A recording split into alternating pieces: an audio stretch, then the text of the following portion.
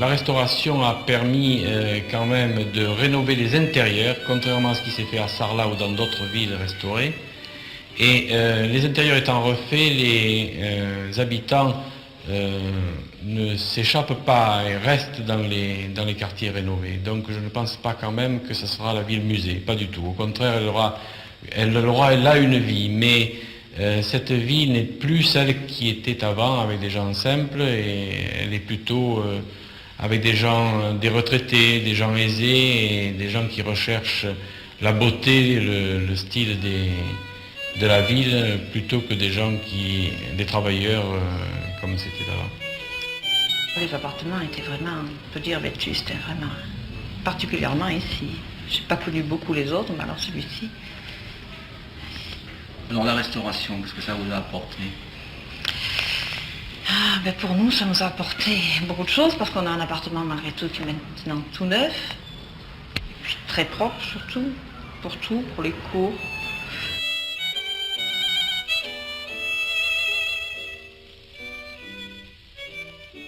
Hélas, les classes sociales ne peuvent pas toutes habiter les appartements restaurés parce que certains loyers, certains immeubles sont assez chers. D'autres sont moins chers ou c'est réalisable. Mais enfin, dans la majorité, c'est peut-être pas ce qu'on attendait de la restauration dans ce sens-là. C'est-à-dire qu'il n'y a pas un mélange effectif de toutes les catégories sociales. Il n'y en a pas assez, à mon avis. Et ça, c'est peut-être un peu dommage. Nous voyons revenir à Uzès des professions qui avaient disparu, comme celle des avocats, celle des architectes.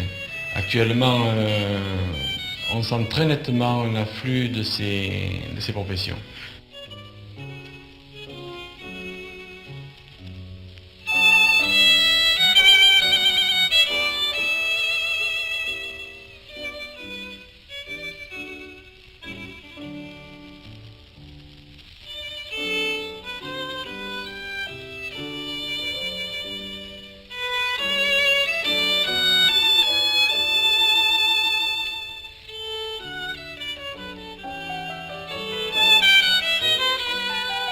La restauration a été mal acceptée, ou en tout cas très mal comprise dans un premier temps, par les Uzéciens eux-mêmes.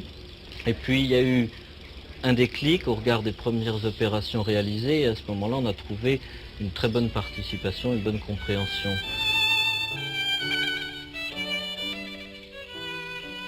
Il y a quelques opposants à la restauration, mais je pense que ce sont des opposants pour des questions personnelles et qui ont été touchés par les obligations de la restauration auxquelles ils ne peuvent pas faire front. Il est évident que la Sarpi aura besoin d'essayer d'éviter les heurts avec ces gens-là, parce qu'il est évident qu'ils ne pourraient peut-être pas faire face aux obligations qu'on leur impose. C'est surtout ceux-là qui sont opposants. Un des points les plus importants sur le plan économique a été la volonté de la ville de ne faire appel presque exclusivement qu'à des entreprises locales et non pas à des entreprises régionales, de façon à ce que l'argent dépensé dans cette restauration reste sur la ville, favorise l'emploi, favorise le commerce et ne soit pas immédiatement réexpédié vers l'extérieur.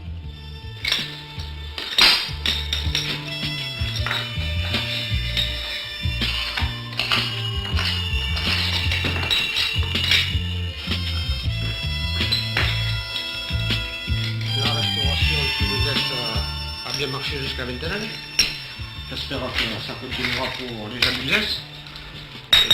Personnellement, moi, le travail marche très bien.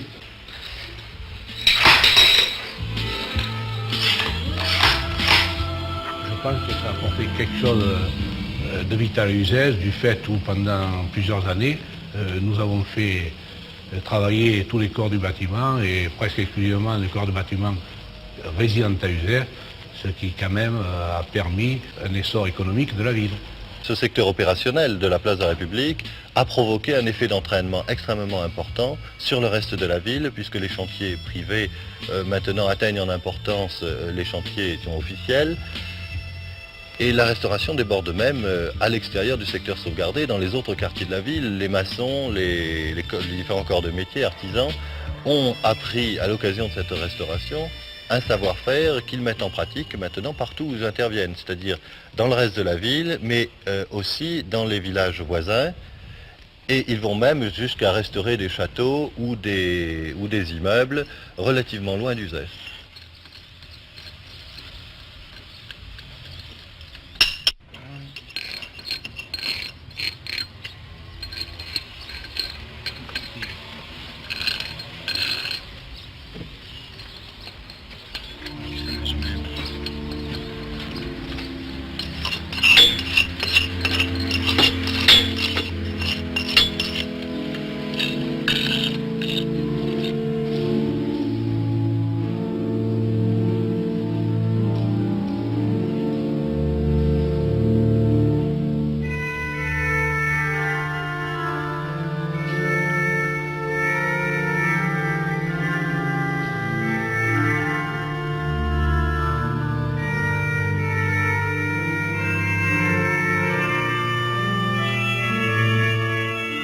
Nous ne connaissons pas le père de l'instrument.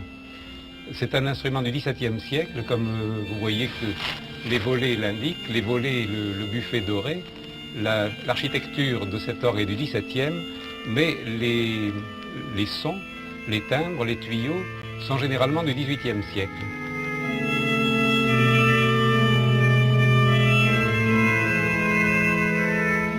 Il y a eu une sorte de réaction en chaîne.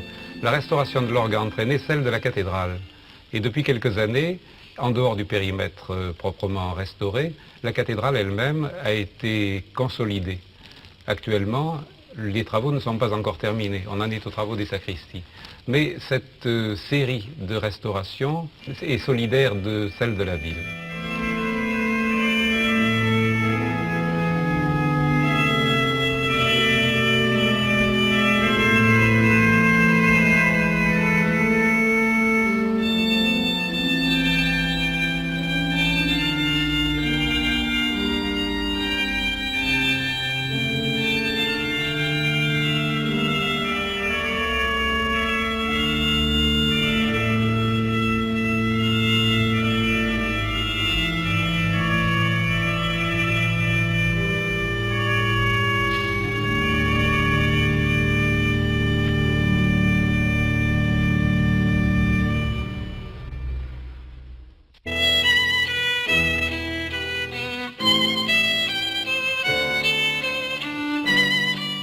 La délimitation d'un secteur sauvegardé à Uzès le 5 janvier 1965 a permis d'éviter l'anéantissement d'un patrimoine architectural d'une grande richesse. Uzès, devenu premier duché de France sous Louis XIII, a connu une grande prospérité au XVIIe et XVIIIe siècle. La situation économique est florissante dans l'Uzès, la population augmente dans des proportions considérables pour atteindre à Uzès 27 000 habitants en 1850. Avec la fin du XIXe siècle commence le déclin de cette région. Les causes, la maladie de la vigne, mais aussi la disparition du ver à soie. 2000 personnes fabriquaient des bas de soie. Il ne reste plus en 1936 que 4000 habitants. Les immeubles ne sont pas entretenus, ils vieillissent mal. La place aux Herbes est particulièrement touchée. 2 immeubles s'effondrent en 1960, faisant 2 victimes. La loi Malraux va permettre de sauver la cité du Cal. La première phase de sauvegarde concerne 1,5 hectare sur les 11 du secteur sauvegardé. Elle devrait être terminée en début de 1979.